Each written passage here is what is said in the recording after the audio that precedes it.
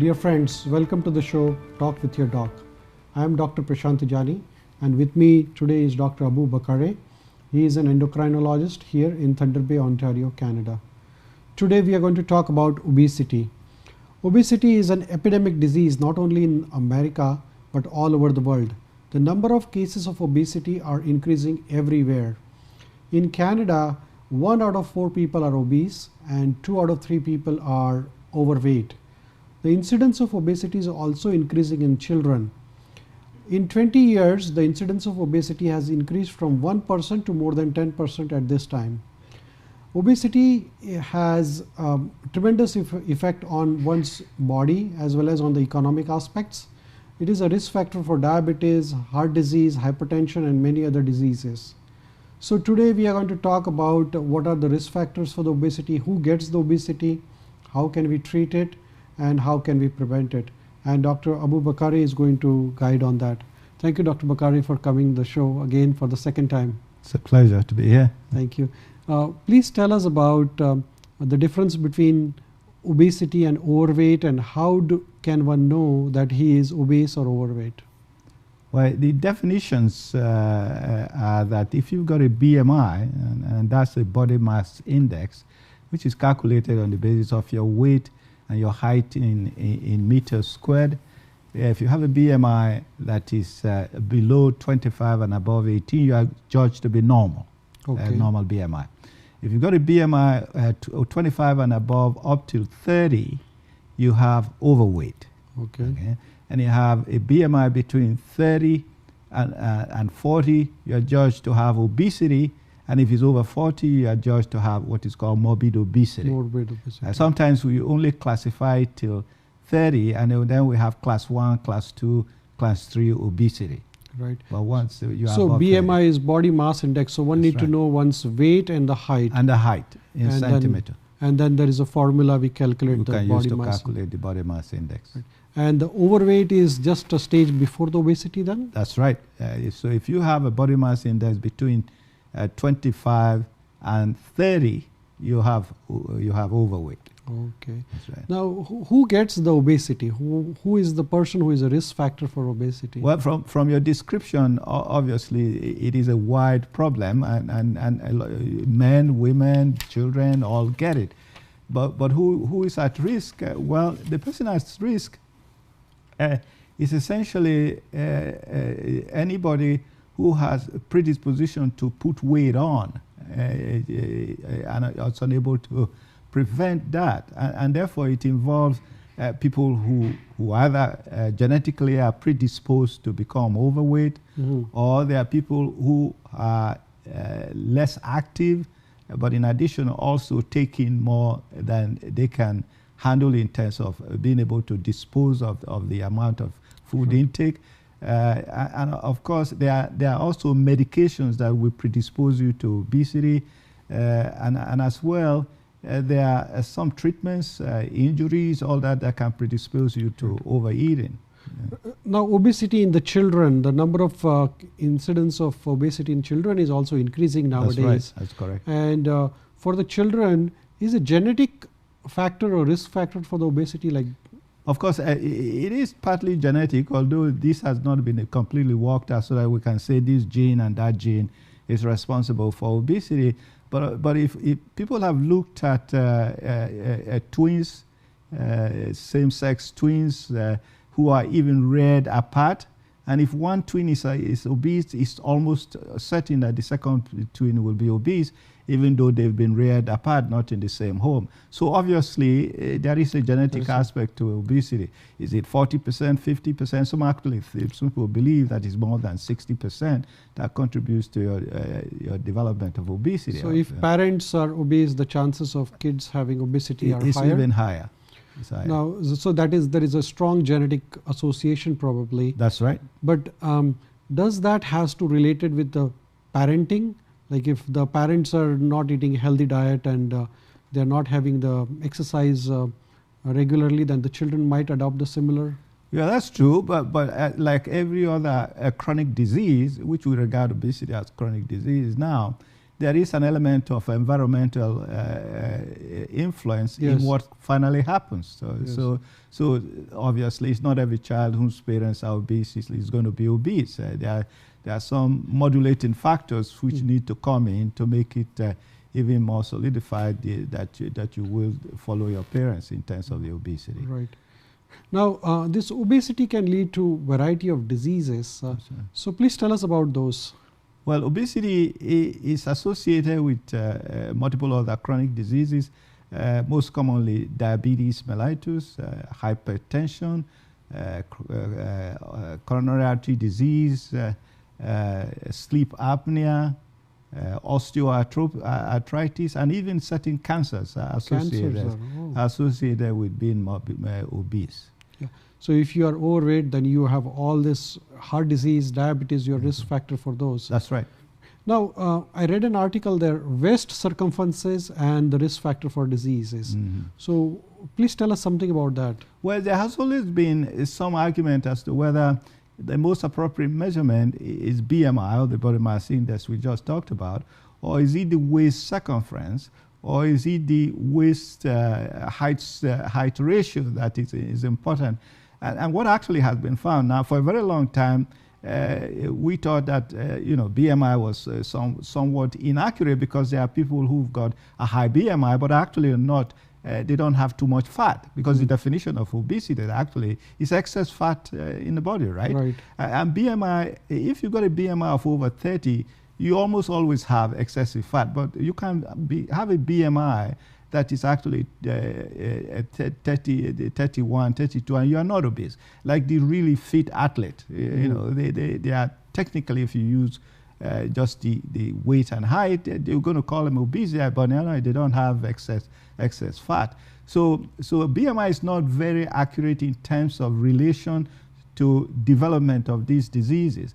Actually, the best ratio is the waist height ratio. Waist and height ratio. And second to that would be the circumference of the waist. So what is the cutoff for that? So an average adult, what is the cutoff for the waist? For men, it should be about 102 centimeters. So that is about 40 inches. It's about, yeah, and for women? For women, it's about 88. 88. So Yeah. this is about 35 35 inches. That's right. So one man should have a waist circumference less than 40 inches. That's right. And women should have less than 45 inches. That's right. 35 inches, sorry. Yeah. So then those are the risk factors That's for the right. obesity. Because that's related to what we call organ fat, the fat that surround the organs in the abdomen. Right. And that's the most dangerous fat. We made a distinction between visceral fat, which is the fat around the organ, as against subcutaneous fat, which is the ones we have in the buttocks and all that. Right. And visceral fat is more dangerous in terms of metabolic abnormalities than subcutaneous fat. So one should keep the BMI index 25, between 18 to 25. That's right. And waist circumferences less than 35 inches for the females and less than 40 inches for the men. That's right. If that is more, then you're obese patient. You got and then you have a high risk factor That's for right. diabetes, you have high risk for blood pressure and heart disease then. That's correct. We'll take a short break and we'll come back for the next part of the discussion. Sure. Please join us back. Thank you.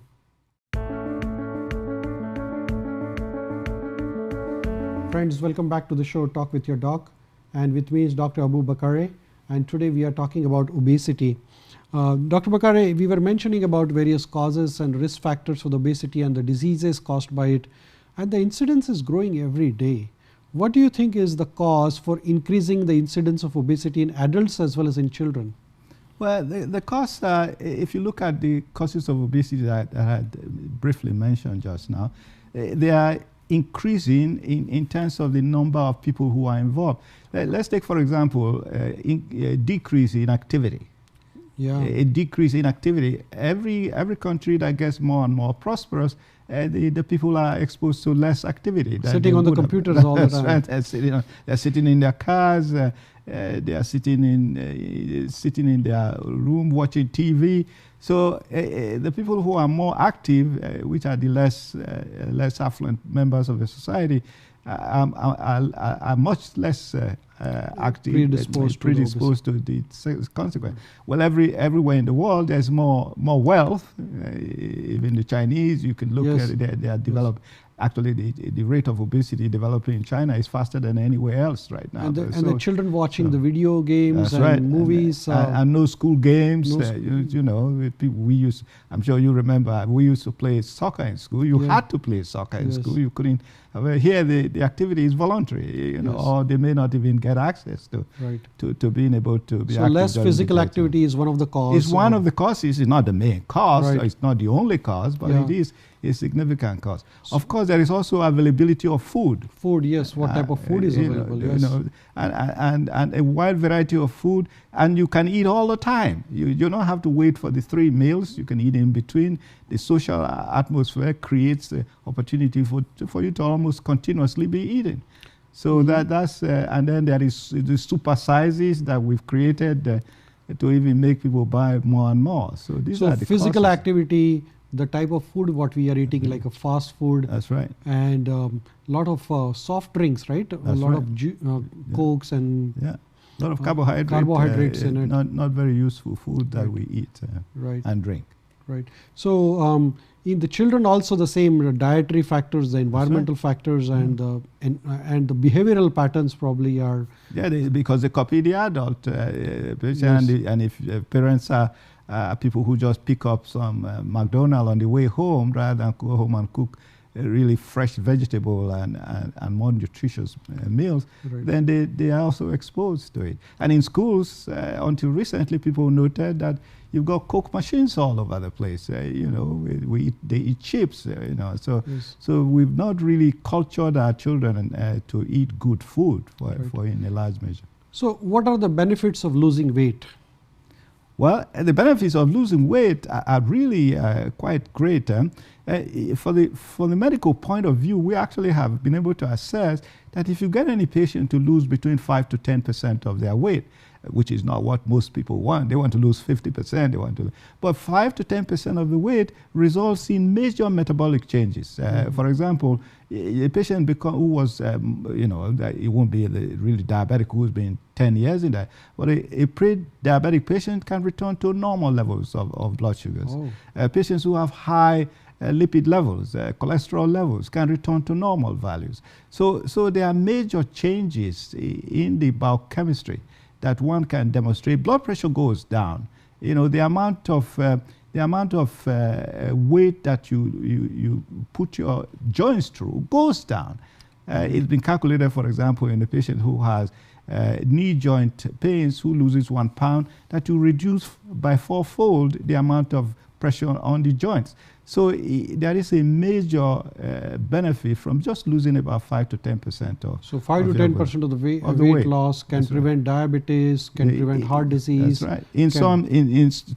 Levels of those the earlier levels of those diseases. So that's a lot of benefit of losing the weight. That's right. So please tell us, what is the best way to lose the weight? Well, obviously there are many causes of weight gain. And for you to be able to get a patient to lose weight, or for the patient to lose weight, there has to be more than just one aspect of a treatment. You have to have the appropriate diet. And there is not one particular diet that makes you lose weight and the others don't. You have to have a caloric intake that is not excessive. Okay, you have to have some level of activity that helps you to try and burn the diet. Let me ask you a question now Right. about losing the weight. Yeah. What should be the calorie value of the diet every day for the person who is about to lose the weight? Well, we calculate it on the basis, roughly on the basis of your present weight, and the average, let's say it's about 30 calories per kilogram. So somebody who's 70 kilograms should really not be eating more than 2,000 calories a day. Right. Aside from, then you have to calculate how much you're going to be able to burn off and how much you'll be able to retain and all that. So it's on the average that. And if the patient is already overweight, what we do initially is to remove 500 from that calculation so that you now have a deficit. So a daily value of 500. You are daily eating 2,000 calories, and if you want to you are overweight, you want to lose the weight, Yeah. then you reduce by 500 calories every day. Yeah. So if you lose 500 calories per day That's over the period of week, then you lose 1 kilogram. Is that that's right? right. 3,500 calories. Yeah. So you lose 3,500 calories, That's which is right. 1 kilogram. That's right. So if you want to lose 1 kg of weight, Yeah. which is 2 pounds, Yeah. then you need to reduce your intake by 500 calories for On the a daily period of basis. daily basis for Yeah, a week that's or right. so. That's right. So what is the ideal weight loss amount? Like in a month, how much is the healthy weight loss? We usually suggest, there's no number as such. We usually suggest that you do not drop off too fast. Yes. I mean, somebody who loses, 15 pounds 1 week and then 10 pounds, because the chances are that what you're doing is a drastic alteration from your normal. And the Yes. chances that you will maintain that kind of activity for a longer time is pretty minimal. And Right. that's why the degree of return to the previous weight is more than 90%. So if people will do it for 6 months, they will lose weight and they come back to the So previous it's like weight. a slow and steady wins the race. That's right. So lose the weight over the period over of the period. months or years rather right. than losing all That's of a right. sudden. That's much better. So reducing the weight, what sort of diet one should consume? Well, you should consume a diet that is not overloaded. I mean, we sort of get into fats, or whether it should be low carbohydrate or low fat. Or unfortunately, in the past there has been a heavy emphasis on fats because of cardiovascular disease. Obviously, we had the mistaken opinion that the more fat you eat, the more you put in the arteries. That's not true anyway. But we don't want to go into the physiology. And therefore, if you don't eat too much fat, obviously what's left is too much carbohydrate, because you can't eat too much protein. I mean, by nature, the protein food cannot be overeaten because it takes a little bit more, and they are more expensive and all that. So we've got into the habit of eating too much carbohydrate, and that's partly responsible for the weight gain. So too much carbohydrate That's right. is the cause of obesity. Well, it's part of the problem with and too much gaining. fat is also cause It's also of a obesity. bad. So it has to be a balance. That's probably? right. There has to be a certain balance of the three components of food in such a way that you don't overload one and underload the other one.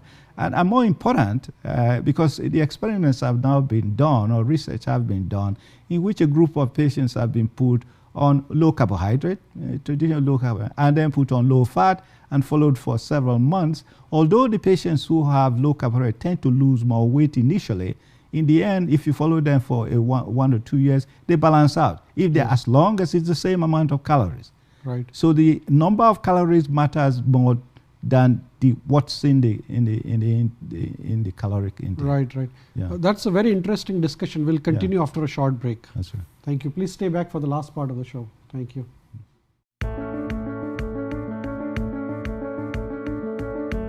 Welcome back to the show Talk with Your Doc, and with me is Dr. Abu Bakare, who is an endocrinologist here in Thunder Bay, Ontario, Canada. And we are talking about obesity. Dr. Bakare, you were mentioning about the diet and how to lose the weight. And you mentioned that the diet has to be a balanced diet. That's right. Which means it should not be too much carbohydrate, should not be too much of fat. Correct. And it should be balanced one.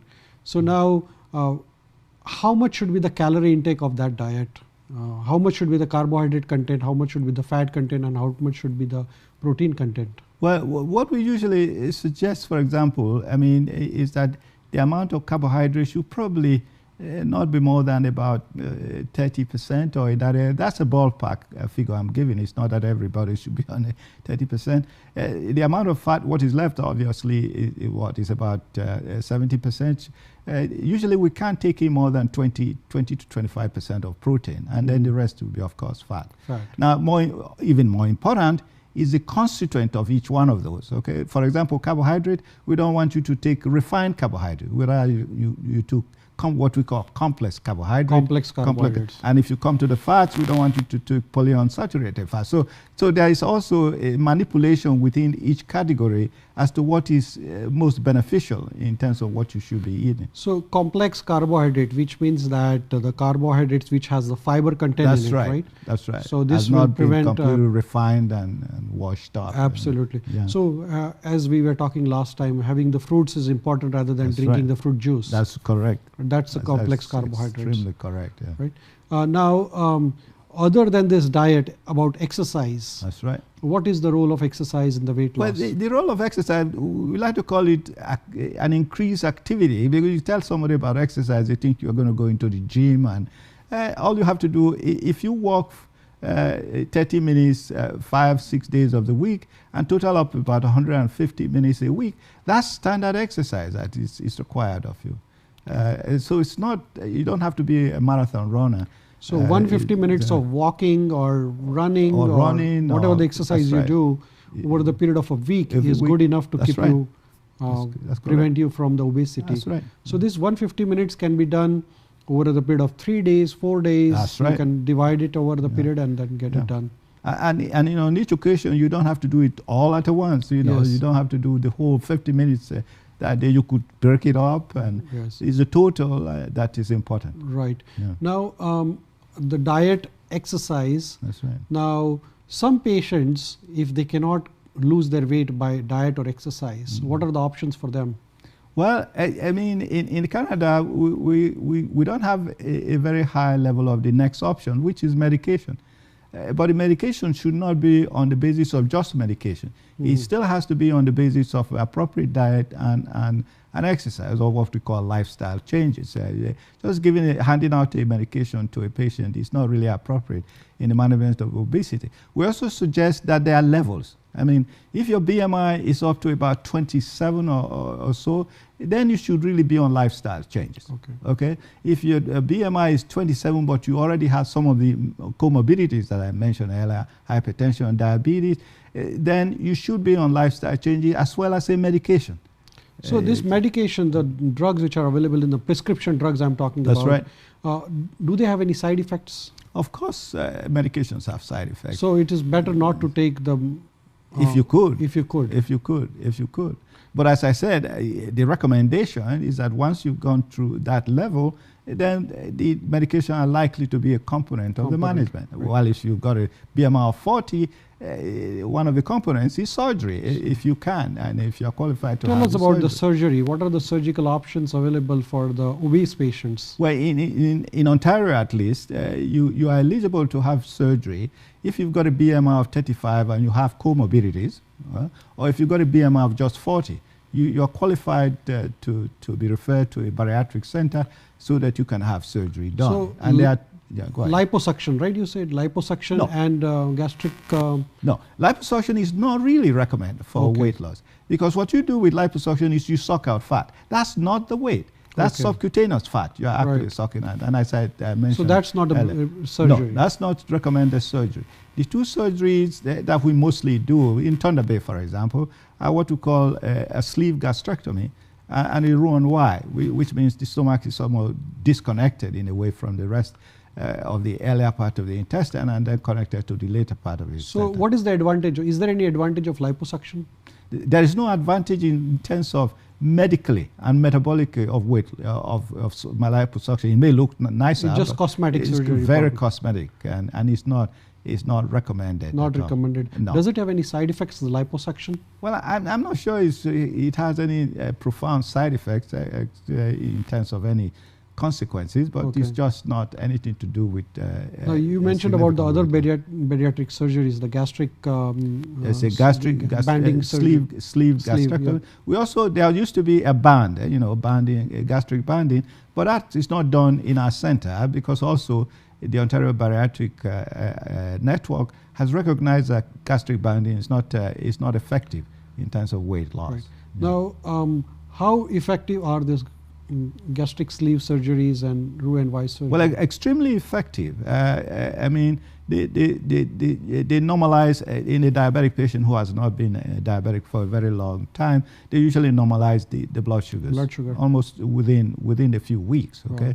Wow. In a patient who has hyperlipidemia, they normalize the cholesterol level. And studies now that have been done in, for example, in Sweden over a 10-year period actually show that gastric surgery can reduce your mortality, both from coronary artery disease and your total mortality, early death, which occurs in patients who are overweight.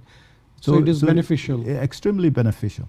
Right. Extremely beneficial. So that's the last option. Once one That's right. cannot get physical activity or diet cannot control, medications cannot control, then you go for the surgery as the last option. That's right. But the best option will be the lifestyle modifications in the beginning, right? That's right. So eating the diet which is balanced diet rather than eating very low carbohydrate, low fat and too much protein containing diet is not sustaining for a longer time. Yeah. And having a lot of physical activity in adults and in children as well as. That's correct. Thank you, Dr. Bakkare. I think that helps us a lot to know more about obesity. Really appreciate your time. Thank you very much. Thank It's you. a pleasure. Thank you everyone for joining the show.